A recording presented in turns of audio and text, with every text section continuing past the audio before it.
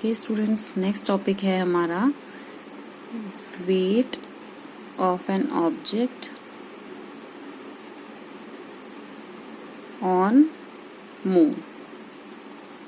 ठीक है, किसी भी ऑब्जेक्ट का मून के ऊपर वेट क्या होगा। जनरली हम क्या पढ़ते हैं, अगर मास गिवन है तो हमारा वेट कितना आता है, m/g। अब हम कंपेयर करेंगे मून के साथ कि मून पर कितना वेट होगा। ठीक है, तो हम वेट लिखना चाहते हैं।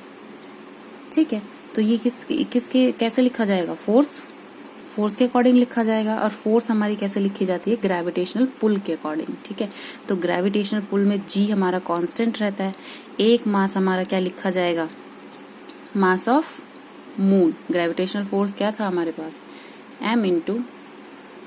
m divided by r²। ठीक है, इसमें मास क्या है, किसी भी ऑब्जेक्ट का मास क्या होगा, m, और जिसके ऊपर कैलकुलेट करना है उसका मास क्या होगा हमारे पास, m, कैपिटल M। जैसे कि मैंने अर्थ पे कैलकुलेट किया था तो हमने ऑब्जेक्ट का मास m लिया था और अर्थ का मास क्या लिया था, me। ठीक है, ऐसे ही हम मून के लेंगे तो वेट हम कैलकुलेट कर रहे हैं तो फोर्स ऑन मून। ठीक है, तो हमारा मास लिया जाएगा मून का और ऑब्जेक्ट का लिया जाएगा स्मॉल m। ठीक है, और इन दोनों के बीच की जो डिस्टेंस होगी वो क्या ली जाएगी, अगर मून के सरफेस पे है, जैसे मैंने आपको दो चेंजेस बताए थे, F इक्वल्स टू क्या होता है, G(m)(m) डिवाइडेड बाई r², उन दोनों के बीच की डिस्टेंस। ठीक है, अब हमने यहाँ लिया क्या है कि जो ऑब्जेक्ट है वो मून के सरफेस पे रखा है एक बार तो, और दूसरी बार उसको कहाँ रखा है, अर्थ के सरफेस पे। ठीक है, तो हमें कंपेयर करना है कि किसके ऊपर वेट ज्यादा होगा, किस मतलब उस ऑब्जेक्ट का वेट अर्थ पर कितना होगा और मून के ऊपर कितना होगा, उन दोनों का रेशियो निकालना है। ठीक है, तो फर्स्ट हमने कैलकुलेट कर लिया वेट एट मून, मतलब ये हमने ले लिया है weight at moon, on moon आएगा बेटा, वेट ऑन मून।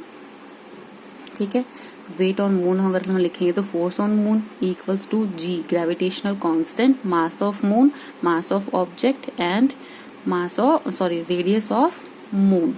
ठीक है, सेकेंड अगर हम लिखना चाहें उसी ऑब्जेक्ट का वेट लिखना चाहें अर्थ के ऊपर तो वही ग्रेविटेशनल फोर्स ऑफ अर्थ निकाला जाएगा, which is equals to G mass of earth into mass of object divided by radius of earth का स्क्वायर। ठीक है, अब हमें रेशो निकालना है कि मतलब कि मास ऑफ जो कोई ऑब्जेक्ट है वो अर्थ पर कितना है और वेट जो है उसका मून पर कितना है। तो हमें क्या करना है, उसका रेशो निकालना है, weight on earth and weight on mass. ठीक है, तो ये हम कैसे कैलकुलेट करेंगे, हमें VE दिया हुआ है, GME इंटू m/r/e का स्क्वायर। अब VN हमारा क्या दे रखा है, ये वाली वैल्यू, तो इसको रेसिप्रोकल लिखेंगे क्योंकि इसमें डिनोमिनेटर में था। तो RM का square divided by GMM into m, mass of object. ठीक है, ये मास ऑफ मून, ये मास of earth and mass of object. ठीक है, इसमें कौन कौन सी क्वांटिटीज कैंसिल हो जाएंगी, मास ऑफ ऑब्जेक्ट आपका कैंसिल हो जाएगा क्योंकि ऑब्जेक्ट मास चेंज नहीं होने वाला है। मैंने बताया था कि किसी भी ऑब्जेक्ट का मास कभी भी चेंज नहीं होता है, तो ये हमारी कांस्टेंट क्वांटिटी होगी। और ग्रेविटेशनल कांस्टेंट भी हमारा क्या होता है, सेम रहता है क्योंकि ये यूनिवर्सल ग्रेविटेशनल कांस्टेंट है, तो all over the universe G fix रहता है। तो जो WE divided by WM ratio of weight which is equals to ME divided by M on mass into RM² divided by RE², ये वाली value आई है हमारी। ठीक है, RM² एंड RE²। अब हमें पता है कि मास ऑफ अर्थ क्या है एंड मास ऑफ मून क्या है। ठीक है, रेडियस ऑफ अर्थ क्या है एंड रेडियस ऑफ मून क्या है। हमें सिर्फ कंपैरिजन पता है, ये नॉन फैक्ट्स हैं कि मास ऑफ जो अर्थ होता है वो 100 टाइम्स ऑफ मून के मास के इक्वल होता है। ठीक है, और जो रेडियस ऑफ अर्थ है वो 4 टाइम्स मून की रेडियस से।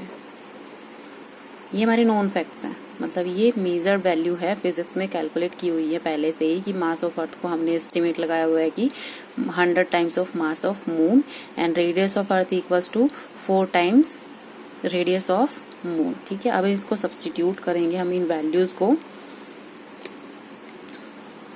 तो मास ऑफ अर्थ हम लिख सकते हैं 100 times of mass on moon divided by mass on moon, ये ऑलरेडी ऐसे ही है। और रेडियस ऑफ मून क्या है हमारी 4 times, radius of moon 4 times क्या है हमारी, जो आर ई है वो 4 टाइम्स ऑफ मून है, 4 टाइम्स रेडियस ऑफ मून का स्क्वायर। ठीक है, अब मून की इससे मास से क्या ये कैंसिल हो जाएगा, आर एम से आर एम कैंसिल हो जाएगा, हमारे पास वैल्यूज क्या आएंगी 100। अब 1/4 का क्या होगा, स्क्वायर होगा, 4 का क्या होगा square, 100/16 which is equals to 6.25, at least nearly about 6.25। तो हम इसको कैलकुलेट क्या करते हैं, VE divided by VM which is equals to 1/6। That means कि weight on earth equals to 1/6 time weight on moon. तो ये अगर आपसे कोई क्वेश्चन पूछे कि हमारा मास वेट किसी भी ऑब्जेक्ट का, जैसे आपका खुद का ही वेट लगा लो 40 kg, 35, 40, 42, किसी का भी बच्चे का जो भी वेट है केजीज में हम जो बोलते हैं, वैसे वो न्यूटन होता है पर जनरली हम केजीज में बोलते हैं। ठीक है, अगर आपको वेट दे दिया कि किसी ऑब्जेक्ट का वेट जो है अर्थ के ऊपर 60 kgs है, तो अब उसका बताओ कि mass on weight on moon क्या होगा। वेट ऑन मून कैसे निकाल जाएगा, 1/60 times of weight on earth. ठीक है, तो ये हमारा कॉन्सेप्ट है।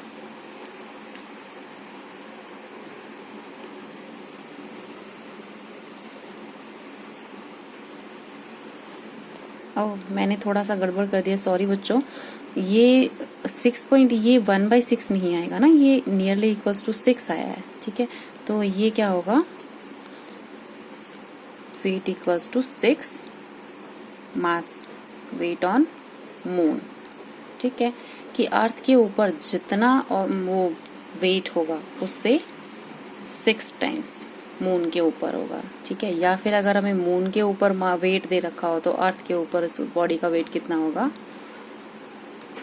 1/6 times.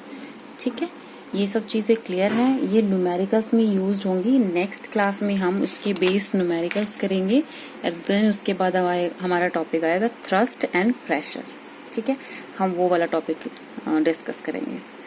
That's all for today, thank you.